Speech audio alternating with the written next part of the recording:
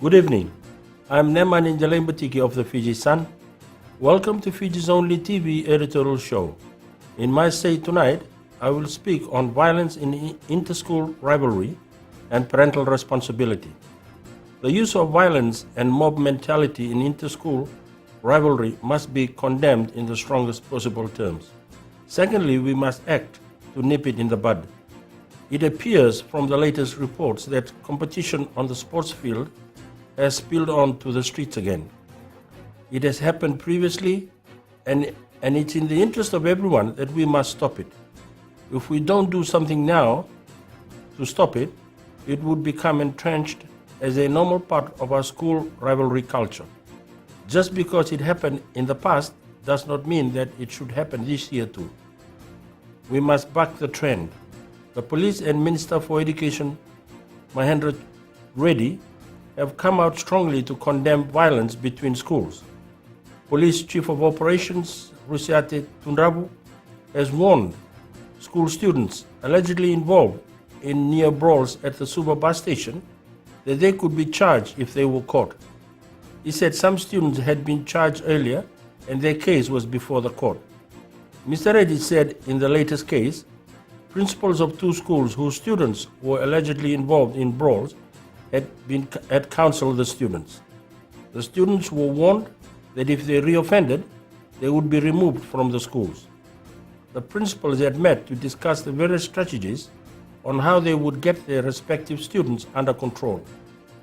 In this campaign, there is only one way: zero tolerance on offending students. Studies have shown that inter-school violence breeds fear and instability among students, teachers, and the school system.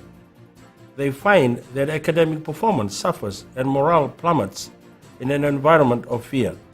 Many of these incidents happen outside of the school, in public places, so the schools can be restricted in what they could do. In the latest cases, the principal had to put their heads together to decide on a positive way forward. But where were the parents? I ask this question because many social problems that involve children can be traced back to their families and upbringing. Children who are well taught in the do's and don'ts about life and raised in a loving way at home are unlikely to engage in antisocial behavior. Some, of course, fall through the cracks, but they are in the minority. Parents are in the first line of defense in any bid to resolve a social problem. The students who were allegedly involved in the recent case should have known that it is unlawful to assault anyone for whatever reason. They cannot take law into their own hands and expect to get away with it. If they have a grievance, there is a civilized way of dealing with it, and it's anti-violence. They need to know that in modern Fiji, dialogue instead of violence is the preferred means of solving a dispute.